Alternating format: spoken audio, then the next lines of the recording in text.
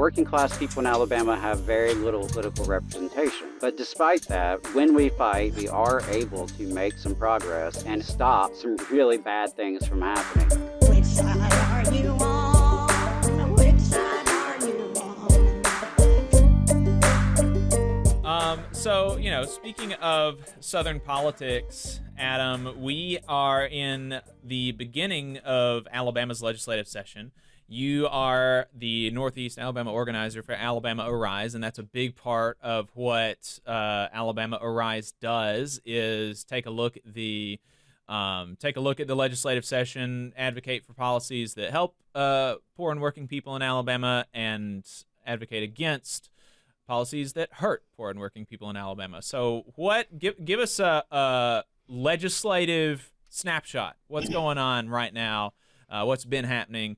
And what are we looking at coming down the pike? Sure. Yeah. Well, first of all, let me give my disclaimer. I appreciate your introduction, but I will put the disclaimer that I'm not speaking in my work capacity. This is just me. Okay. This is just Adam talking.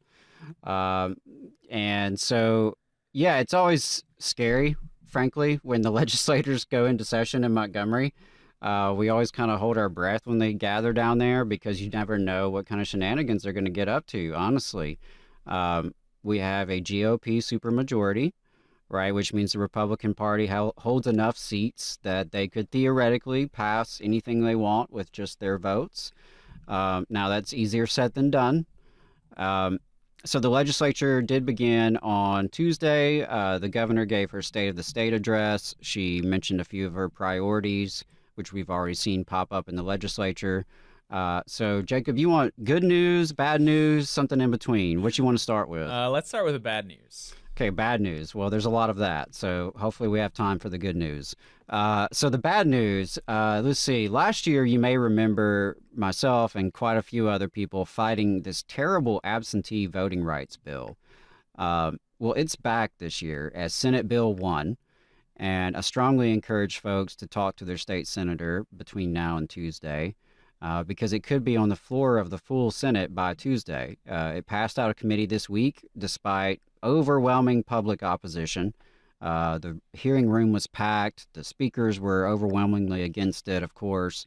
The League of Women Voters, Alabama Rise, the Alabama Voting Rights Coalition, all sorts of groups and organizations have really been sounding the alarm about this bill because it would criminalize folks for helping someone vote absentee. And it's, so almost anything you could imagine in terms of helping someone participate in the election via an absentee ballot.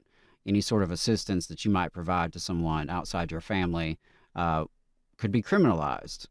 And of course, as union activists, getting our union membership to go vote and participate in the elections is something that we do as part of our volunteer duties, right? And so there are a lot of folks who are, whether they're political coordinator for their local union, such as me, or if they work in advocacy groups or nonprofit groups or get out the vote groups, voter registration organizations, the League of Women Voters, some of the work that they actually do could be criminalized under this statute. But of course, there's a big concern from the disabilities community. And that's who, elderly folks and the disabled were particularly concerned about their ability to vote absentee because sometimes they need someone to help them with that, right? Whether it's getting a ride to go pick it up or, assistance in getting it, whatever the situation may be. It's a really draconian bill that is, it's a hammer in search of a nail that doesn't exist because the whole thing is supposed to address what they call ballot harvesting. There's no proof of ballot harvesting happening in Alabama. They want you to believe that there are shadowy left-wing organizations harvesting absentee ballots from, I guess, duped Alabamians participating in this, and that this is somehow, a major electoral safety concern. Now, that doesn't seem to track with common sense that we don't even have competitive elections in Alabama, but nor does it compute with the facts, right? There's no proof of this kind of activity. So that's a really bad bill, Senate Bill 1. Really encourage folks to reach out to their senators about that. There's some other bad news. The governor made it a priority this year to push school choice legislation, or so-called school choice. And so there's a couple of different bills out there on school choice. The governor and the Speaker of the House, Ledbetter, and Senator Arthur Orr up here in Decatur, who is chair of the Education Finance Committee, they are pushing the CHOOSE Act, and this would create educational savings accounts. They're talking about taking $100 million out of the public education trust fund budget to fund this. It would phase in terms of who's eligible, but it's a bad bill. It's more school privatization, more school vouchers. There's one that's even worse that was called the Price Act last year. I forget what it's called this year. Same guy, Ernie Yarborough, is pushing it. It's even more deregulated and would funnel even more public tax dollars into private pockets. So school choice is going to be one of the biggest fights happening in the legislature.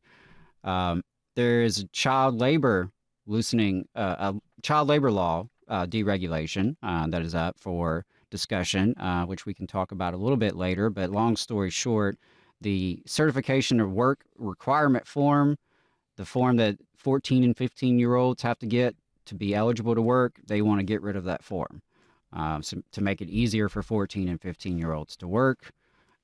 So, there's quite a few bad pieces of legislation already being floated out there.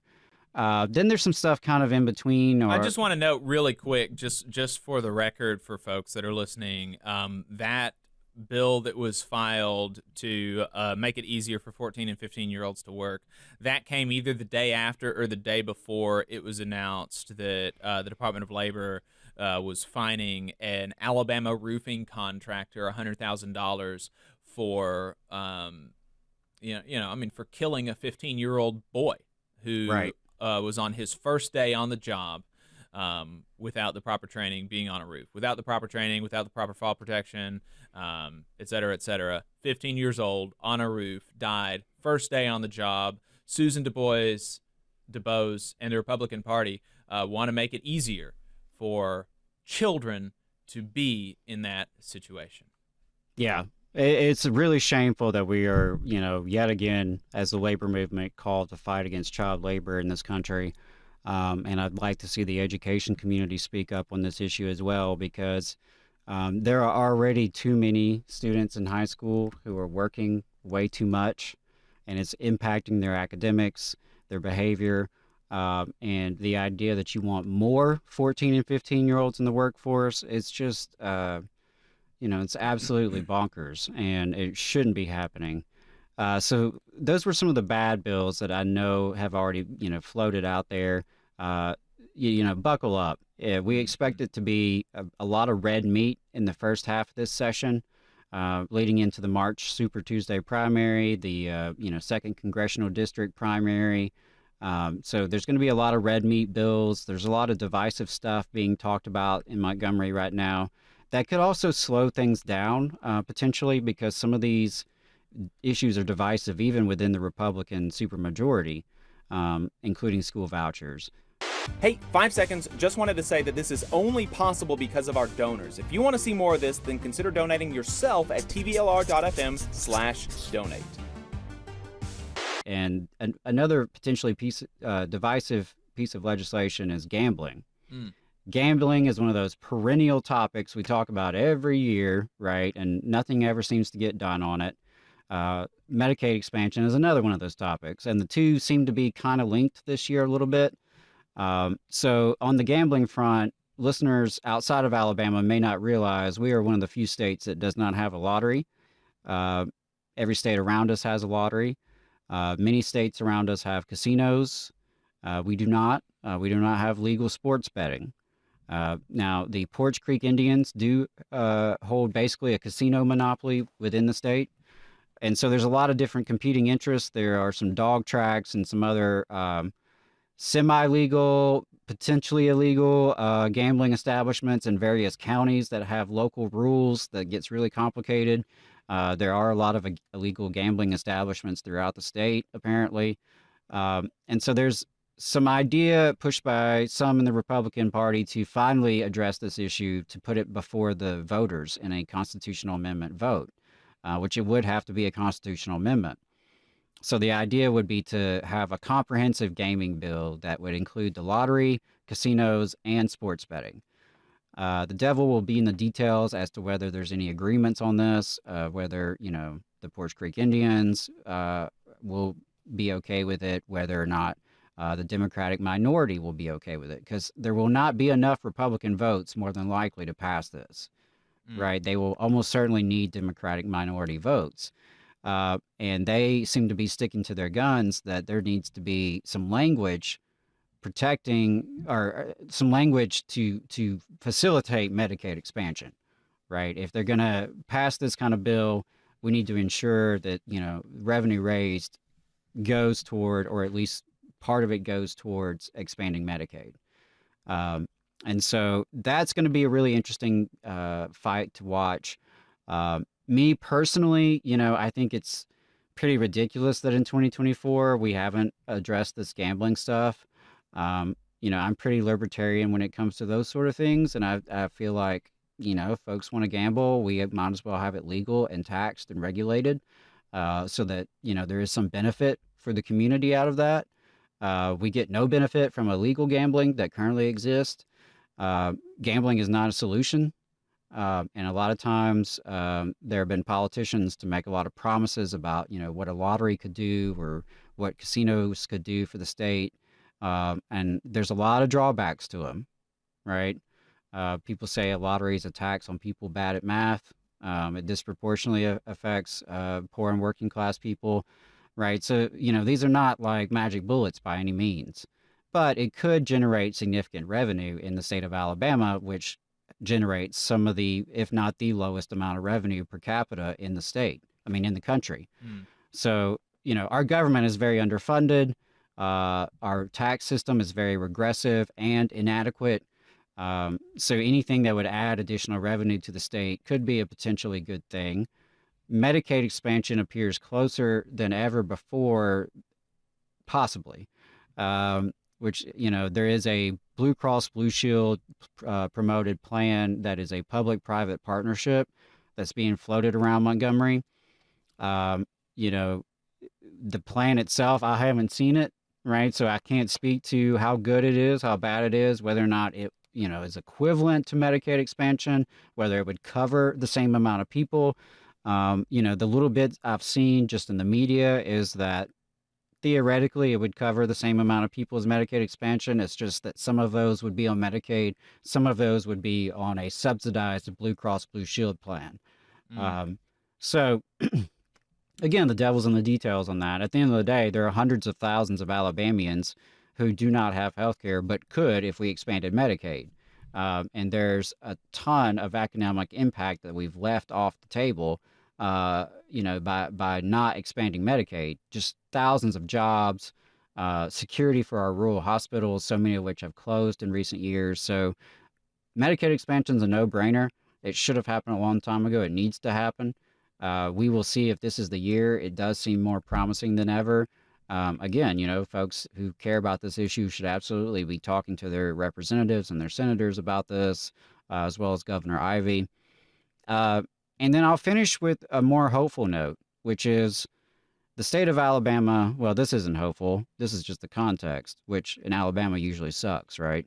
So the context is that Alabama provides $0 in public transportation funding. That's right, zero.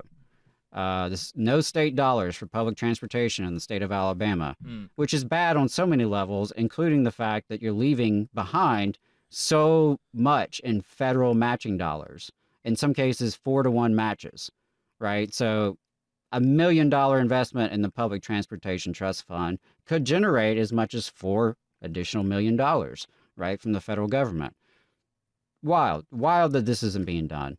But the good news is the governor has indicated more openness to doing this. Probably not as much as advocates want in terms of a budget allocation, but certainly didn't rule it out. So if you are passionate about public transportation, this could be your year to see some progress. Again, talk to your state rep, ask that be in the budget, that there be an allocation to the Public Transportation Trust Fund, because there's so much untapped potential there. And I think what has changed the conversation around that is this labor force, workforce participation rate conversation. There's been so much obsession among elected officials in Alabama's low labor participation rate. And thankfully, advocates like Arise and others have really hammered home the message that, people have to be able to get to work to go to work. People have to be healthy enough to actually work, right? So public transportation, Medicaid expansion, child care support, these are issues that are vital to getting people to participate in the workforce. And there seems to be, an increasing understanding even among, some of these elected officials that we're not big fans of. Some of them are starting to kind of come around to the idea that, maybe there's something to that. Maybe if someone could, get a bus to a job site, they could keep their job. Maybe if they could get medication that they need, they could stay in the workforce. So that's my legislative update. Happy to take any questions you have, sir. But that's what I got. Some good news, some bad news, some stuff to keep an eye on for sure. Yeah, I saw an interview recently talking about, the labor force participation rate and how in European countries, the answer was, how do we make it easier to get to work, for people to get to work? And so they have a labor force participation rate in the prime working age of something like 85%. And in the United States, it's something like 78, 79, 80%. So they have... And much lower here in Alabama. And lower here in Alabama. And so, they have in Europe much more prime working age people actually working. And, the way that they did that was they made it easier to work. They had, they've got universal health insurance so that they can, universal health care so that, people can go from job to job without, feeling like any sort of way about it. They have higher wages to make it make more sense to go and get a job. They have public transportation. They have child care and all of this stuff. It just makes it easier for people to work. Whereas in the United States and in Alabama in particular, our response has been to try to punish people that don't work. And that doesn't really address the barriers to work for a lot of people. And so obviously moving in the direction of addressing barriers to work is definitely a step in the right direction. So we'll be watching that with bated breath and hoping that some of that work gets done. Absolutely. I mean, the last thing I'll leave you with is, as always, is you need to talk to your legislators. You need to be in contact with them constantly because they are supposed to work for us. Yeah, they are supposed to, and so it really takes pressure to get them to do the right thing. And I know it can seem really disenchanting in Alabama sometimes. It is such an uphill battle. But let me say this. Every year, folks are able to defeat bad bills. Every year, folks are able to push positive legislation. That's despite a GOP supermajority. That's despite, the fact that many of the Democrats that are in office are also aligned with the Chamber of Commerce and the Business Council of Alabama, that kind of thing, right? Working class people in Alabama have very little political representation, if we're being honest. But despite that, when we fight, when we organize, when we build coalitions, we are able to make some progress and at least stop some really bad things from happening. So that's important. Keep your head up, stay engaged, stay in the fight. Just try to beat these bad bills and just try to make some progress where we can. You just saw a clip from the Valley Labor Report. We are live every Saturday morning from 9:30 a.m. till 12:30 p.m. And we pride ourselves on keeping all of our content free to everybody so that we can talk to as many working folks as possible. If you support the work that we're doing, you think that it's important, you think that it's good, then consider making a monthly contribution to the project, and you can do that on our website, tvlr.fm.